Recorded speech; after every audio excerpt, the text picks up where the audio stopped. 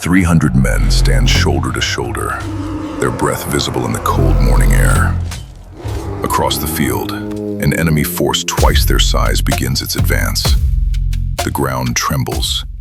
War cries echo across the valley. And in the middle of it all, the Viking warrior stands perfectly still. Not frozen in fear, not paralyzed by the approaching chaos, but calm, centered, ready. While everyone around him might be feeling their first taste of battle panic, he's already won half the fight. Not with his axe, but with his mind. This wasn't luck. This wasn't some genetic gift of fearlessness. This was trained, cultivated, built through years of mental conditioning that turned ordinary men into warriors who could stand firm when the world was collapsing around them. Today, you're going to learn exactly how they did it, and more importantly, how you can apply these same principles when you face your own battles. Whether that's a high-stakes presentation, a financial crisis, a family emergency, or any moment when life demands you stay calm while everything feels like it's falling apart. The Viking understanding of fear. Here's what the Vikings understood that most people today don't. Fear doesn't disappear. Not for anyone. Not ever. The greatest Viking warriors felt the same biological fear response you feel. Their hearts raced. Their palms sweated. Adrenaline flooded their systems. They felt it all. The difference wasn't that they eliminated fear. The difference was in what they did with it. In Old Norse culture, there were two types of fear, and understanding this distinction was crucial to warrior training. The first was oti, the natural biological fear response.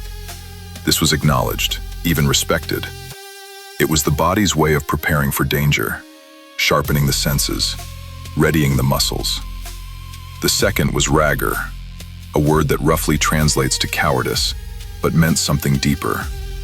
It meant letting fear control you, letting it dictate your actions, allowing it to break your composure and turn you from warrior to victim. A Viking warrior could feel oti and still be honorable.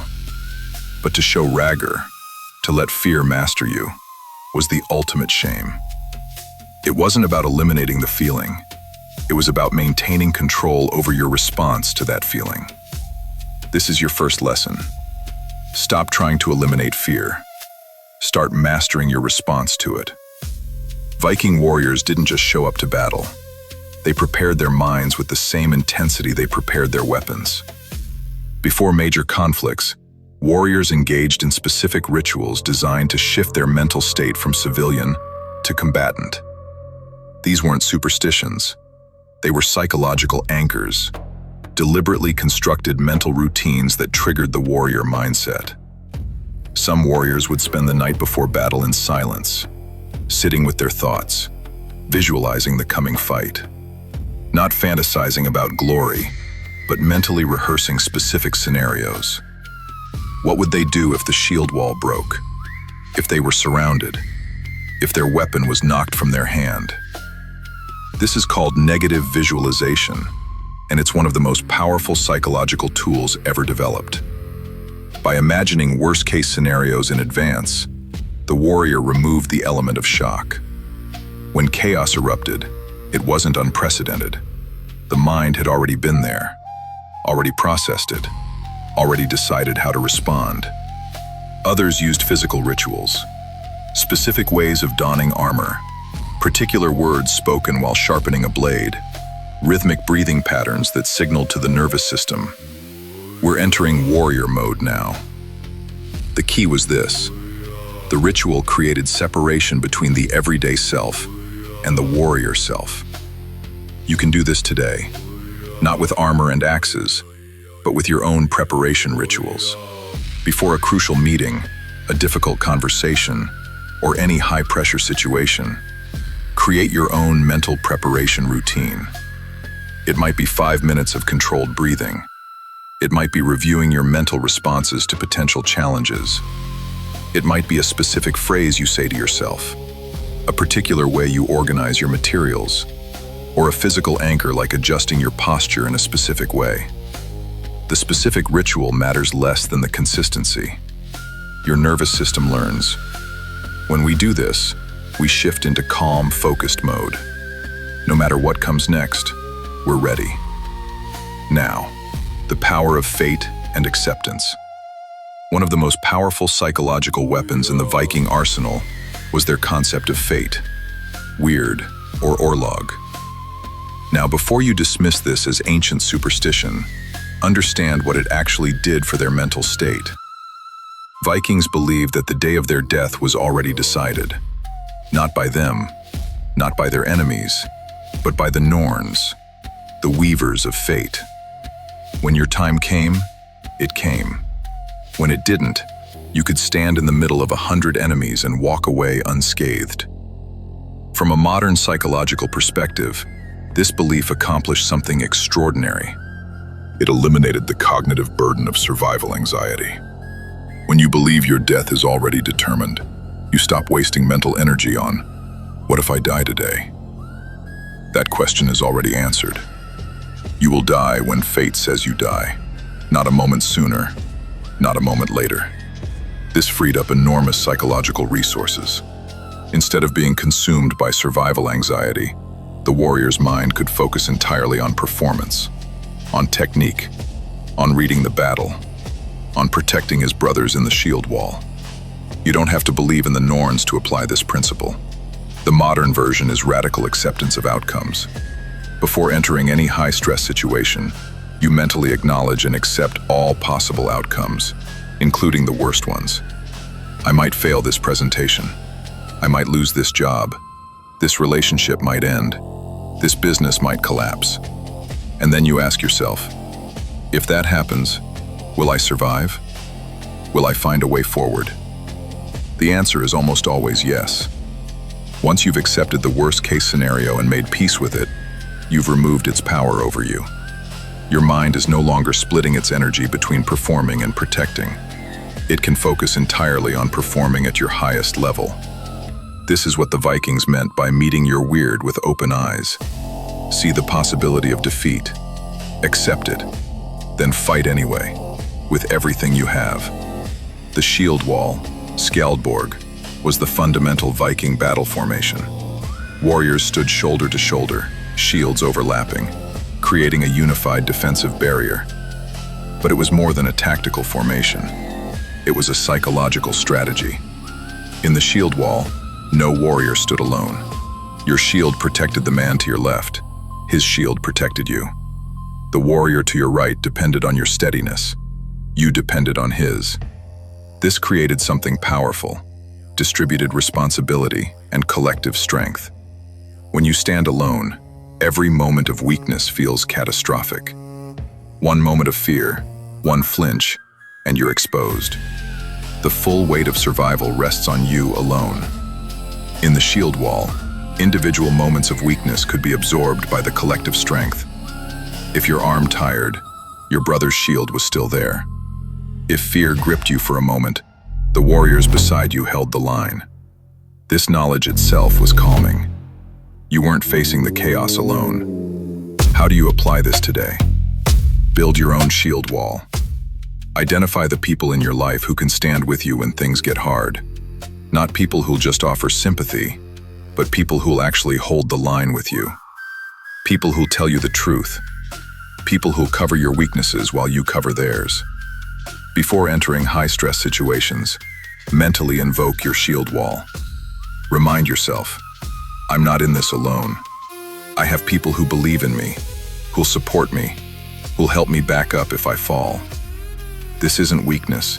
This is the warrior understanding that individual strength is multiplied by collective solidarity. Even the fiercest Viking berserker understood the value of brothers who had his back.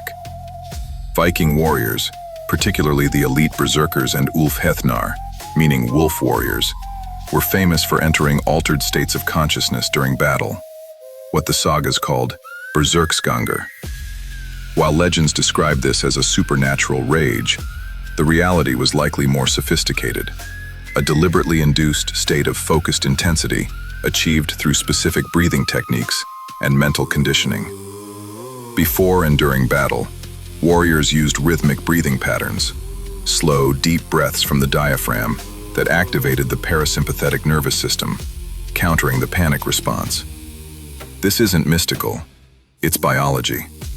When you breathe slowly and deeply, you send a signal to your brain. We're not in mortal danger. We can stay calm and think clearly. Modern military units teach nearly identical techniques. Box breathing, 4 counts in, 4 counts hold, 4 counts out, 4 counts hold, is used by Navy SEAL for exactly the same reason Viking warriors used rhythmic breathing. It gives you conscious control over your autonomic nervous system. When chaos erupts around you, when your heart is racing and your thoughts are scattering, your breath is the one thing you can always control. And controlling your breath begins to control everything else. Practice this now, not just when stress hits. Make controlled breathing a daily practice. Then, when the pressure comes, you'll have a tool you've trained with hundreds of times. The Vikings knew, the warrior who controls his breath controls his mind. The warrior who controls his mind controls the battle. So you can. Find the calm in the eye of the storm. Here's what all these principles build toward. The ability to find stillness in the middle of chaos. Not the stillness of inaction, not the calm of avoidance, but the centered, powerful calm of someone who has trained their mind to function optimally under the worst conditions. When the shield wall crashed into the enemy line, when weapons clashed and men screamed and blood sprayed, and the world became a nightmare of violence and confusion, the trained Viking warrior found a place inside himself that the chaos couldn't touch. He saw the battle clearly, made decisions quickly, moved with purpose.